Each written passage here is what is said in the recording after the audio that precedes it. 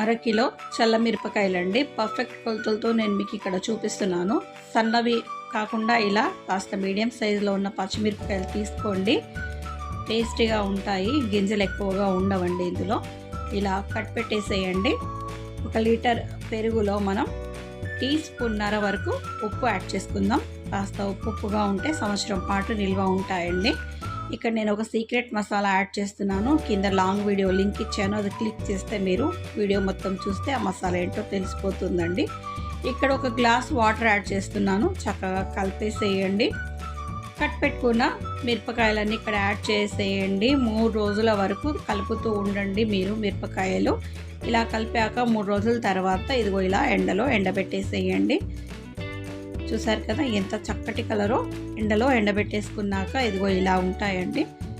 నేను చూపించిన ఈ రెసిపీ నచ్చినట్టయితే మీ ఫ్రెండ్స్ అండ్ ఫ్యామిలీ మెంబర్స్తో నా ఈ రెసిపీని షేర్ చేసుకోండి. నాకు ఎంతో సపోర్ట్ చేసిన వాళ్ళు అవుతారు.